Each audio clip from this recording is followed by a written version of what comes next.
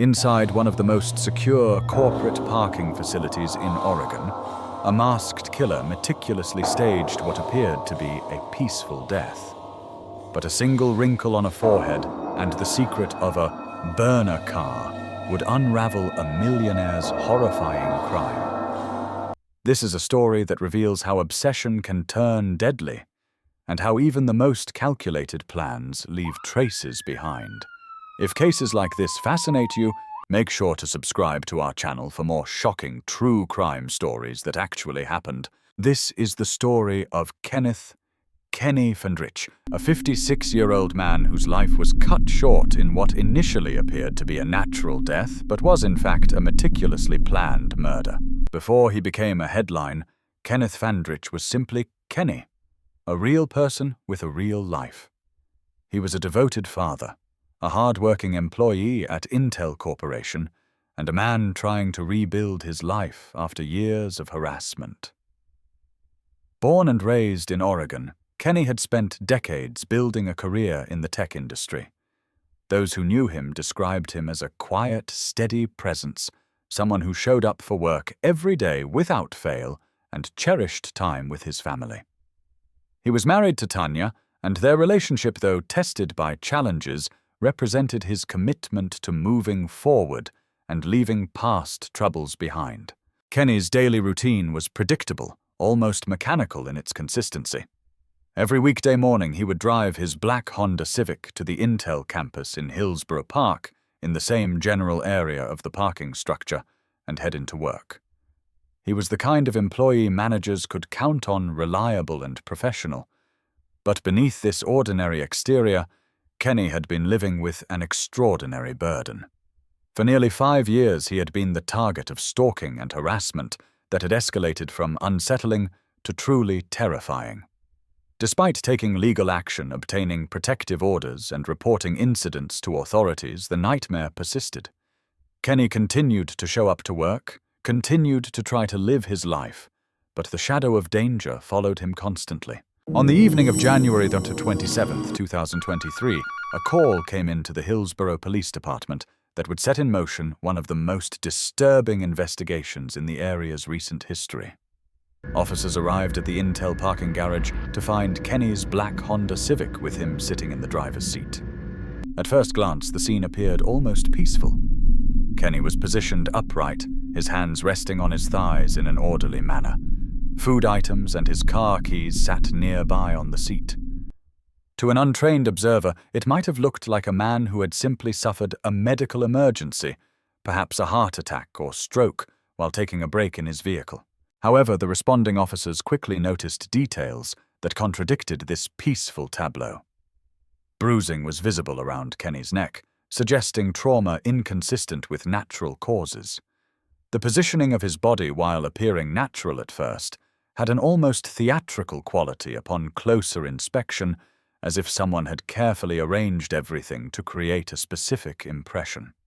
Most alarmingly, security cameras throughout the parking structure had been spray-painted over with bright blue paint deliberately obscuring their view. This was no medical emergency. This was a crime scene carefully staged to mislead investigators. The timeline of events that day would prove crucial to understanding what had transpired. Security footage from cameras that had not been disabled showed a figure appearing in the parking garage early that morning, well before Kenny's shift ended. This individual, dressed in protective gear, including a face mask, hard hat, and red safety goggles, moved systematically through the structure. Between approximately 600 a.m. and 700 a.m., this person spray-painted 6 to 7 security cameras with blue paint, creating blind spots throughout the facility. The methodical nature of this action suggested careful planning and reconnaissance. The perpetrator knew where the cameras were located and took deliberate steps to eliminate visual evidence. At 3:21 p.m., when Kenny's work shift ended, security footage captured a critical moment. As Kenny approached his Honda Civic, the vehicle's lights began flashing repeatedly. This flashing pattern indicated that someone was pressing the panic button on the key fob, a distress signal. At that precise moment, a dark red van was parked in an adjacent space. Investigators would later determine that this was the moment of the attack. Kenny was forced into or toward the van where the fatal assault occurred. The perpetrator then moved Kenny's body back to his own vehicle and arranged it to appear as though he had died peacefully, hoping to buy time before the true nature of his death was discovered. The investigation began in earnest once the staged nature of the scene became apparent. Detectives immediately recognized several elements that pointed to premeditation. The spray-painted cameras indicated advance planning. The positioning of the body suggested an attempt to mislead. The presence of a vehicle other than Kenny's in the immediate area at the time of death raised questions about an accomplice or planned escape. Investigators began reviewing all available security footage, not just from Intel property, but from surrounding businesses and traffic cameras. One detail from the security footage would prove pivotal. Despite the perpetrators' extensive efforts to conceal their identity with masks, goggles, and protective gear, a small portion of their forehead remained visible in several frames. More specifically, a distinctive wrinkle pattern on the forehead could be seen. This seemingly minor detail would become a crucial piece of evidence, a biometric identifier nearly as unique as a fingerprint. Forensic experts would later use this wrinkle pattern as a comparison point against potential suspects. Detectives immediately turned their attention to Kenny's personal life, knowing that most murders are committed by someone known to the victim.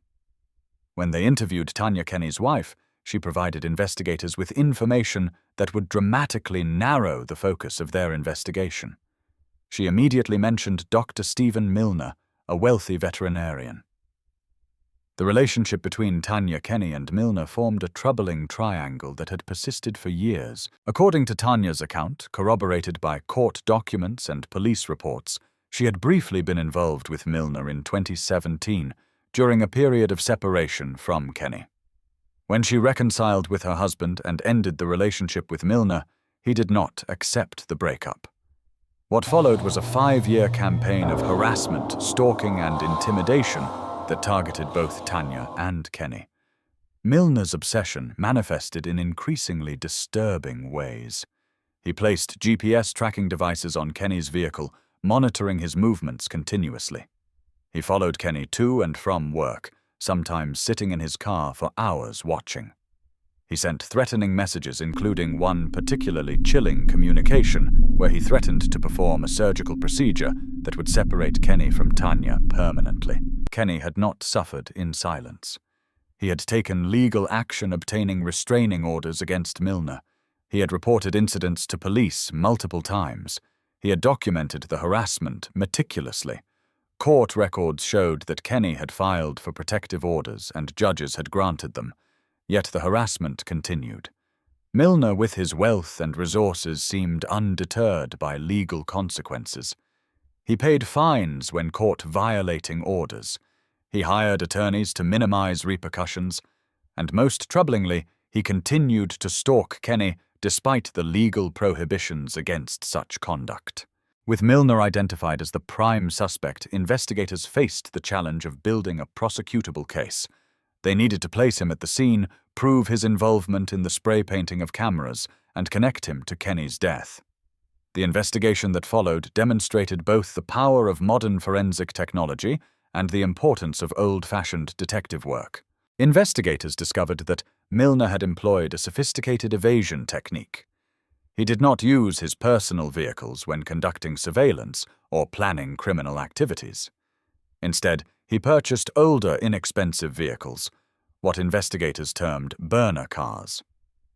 Similar in concept to disposable phones, these vehicles could be driven without attracting attention and potentially discarded or destroyed after use.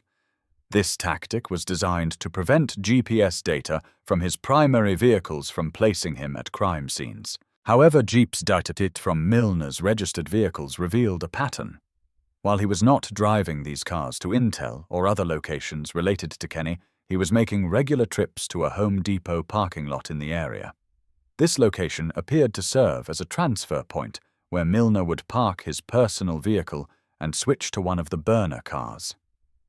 Surveillance footage from Home Depot became the next focus of the investigation. On January 27, 2023, the same day as Kenny's murder, security cameras at Home Depot captured footage of Stephen Milner not wearing a mask or disguise entering the store and making purchases.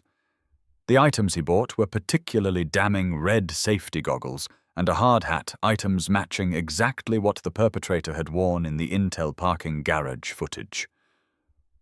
The timestamps on the Home Depot footage placed Milner there just hours before Kenny's death. This evidence created a direct connection between Milner and the crime scene. Investigators now had probable cause, but they needed to be strategic in their approach. They could not risk alerting Milner that he was under suspicion before they had gathered all possible evidence.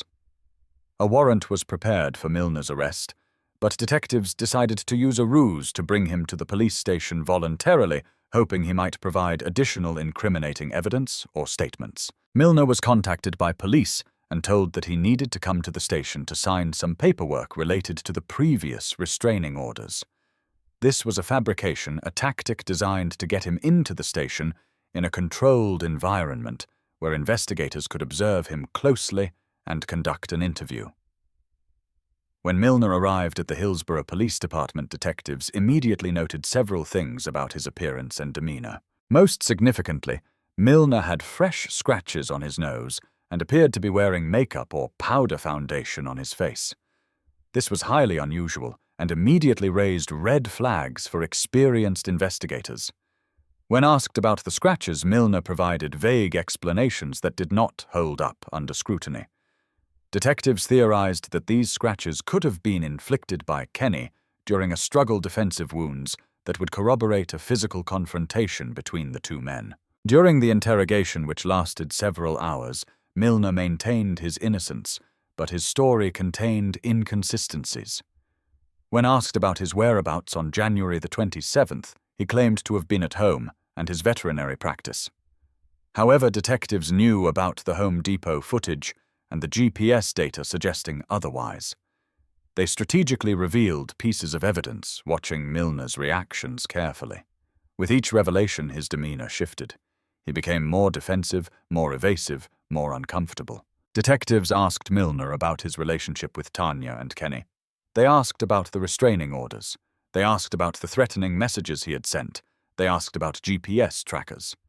Milner acknowledged some of these things, but minimized his actions, characterizing his behavior as concern for Tanya's well-being rather than stalking. He portrayed Kenny as an abusive husband and himself as a protector. This narrative, however, was contradicted by court documents and statements from Tanya herself. The breakthrough in the interrogation came when detectives confronted Milner with the Home Depot footage. They showed him images of himself purchasing the hard hat and red goggles. They asked why he needed these items. What was the legitimate purpose? Milner stumbled in his responses, unable to provide a convincing explanation. The tension in the interrogation room was palpable.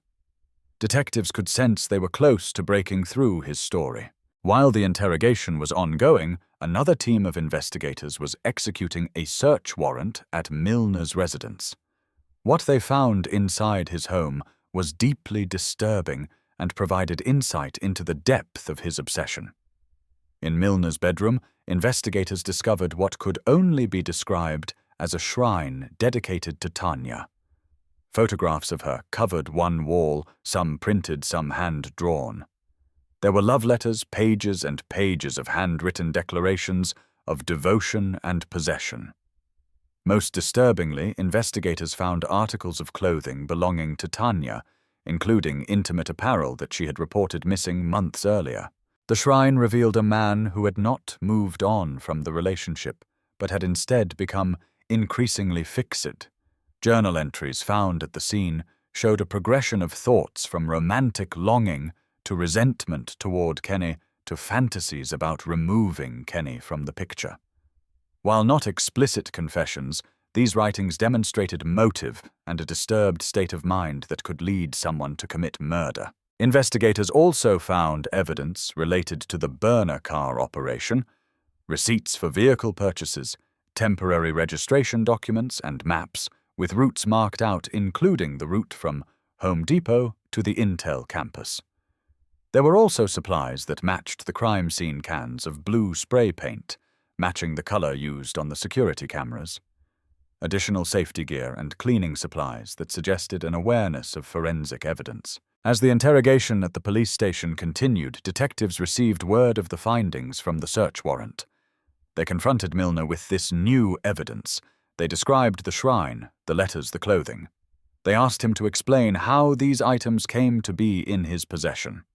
Milner's composure, already shaky, began to crumble further. He requested an attorney, which was his right, and at that point the formal interrogation had to cease. However, investigators had gathered extensive evidence, and Milner was placed under arrest on suspicion of murder. The case against Milner was strong, but one critical piece of evidence remained elusive. The red van that had been parked next to Kenny's vehicle, believed to be the actual location where the murder occurred, needed to be found and processed for forensic evidence. This vehicle would likely contain blood evidence, DNA fingerprints, and other traces that could conclusively prove what had happened. Through vehicle registration databases and witness statements, investigators identified the van and traced it to a salvage yard. In a race against time, detectives rushed to the facility. When they arrived, they received devastating news. The van had just been processed through the car crusher. Literally minutes before their arrival, the vehicle had been compacted into a cube of twisted metal. This appeared to be a catastrophic loss of evidence, potentially undermining the entire case. However, not all was lost. Before the van was crushed, some evidence had been preserved. When Kenny's body was examined more closely during the autopsy, forensic pathologists collected samples from underneath his fingernails and from defensive wounds on his hands. These samples were sent for DNA analysis. The results came back with a match. DNA belonging to Stephen Milner was found underneath Kenny's fingernails and mixed with blood on his hands. This was direct physical evidence of a struggle between the two men. The DNA evidence was devastating to any defense strategy. It placed Milner in direct physical contact with Kenny during a violent encounter. Combined with the Jeep's data, the Home Depot purchases the security footage showing the forehead wrinkle match, the stalking history, and the shrine in his home. The circumstantial case became overwhelming. In the face of this evidence, prosecutors moved forward with murder charges. The legal proceedings that followed stretched over 2 years. Milner's defense team attempted various strategies. They argued that the DNA evidence was contaminated. They suggested that the scratches on Milner's face and the DNA under Kenny's nails could have come from a previous encounter. They painted Kenny as aggressive and suggested that if any physical contact occurred, it was defensive on Milner's part. They even suggested, incredibly, that Kenny's death might have been accidental, perhaps the result of a fall or a medical event that coincidentally occurred during an argument. None of these arguments held up under scrutiny. The prosecution presented a clear timeline, supported by GPS data security footage, witness statements, and physical evidence. They demonstrated Milner's 5-year campaign of stalking and harassment. They showed the threatening messages, including the one about surgical separation.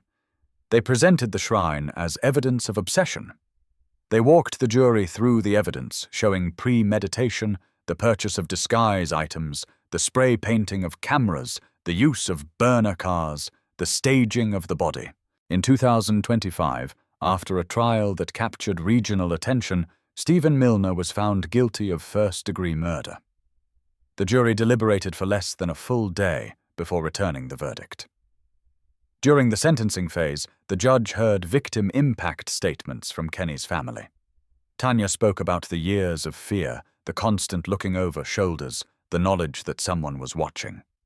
She spoke about Kenny's frustration with a system that issued restraining orders but could not truly protect him. She spoke about the loss of a husband and father taken by someone who could not accept rejection.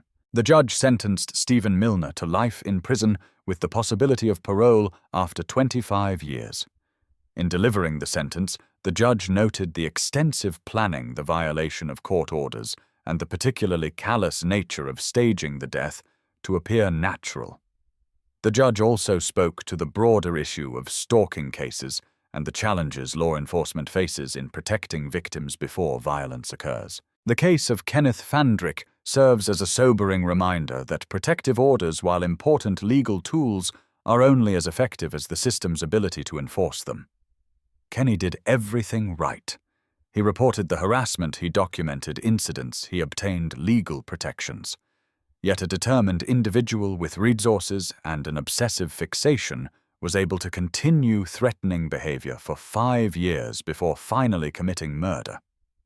This case has prompted discussions in Oregon and beyond about strengthening stalking laws, improving enforcement of restraining orders, and providing better resources for victims of persistent harassment. Kenny's death, tragic and preventable as it was, may ultimately lead to changes that protect others from similar fates. We want to hear your thoughts on this case. What do you think could have been done differently to protect Kenny? How should the legal system handle stalking cases when the perpetrator has resources to evade consequences? Leave your comments below based on the facts we've presented. And if you want to stay informed about more real cases that reveal the darkest aspects of human behavior while honoring the victims and seeking justice, please subscribe to our channel and hit the notification bell. Thank you for watching, and remember that behind every case is a real person whose life mattered.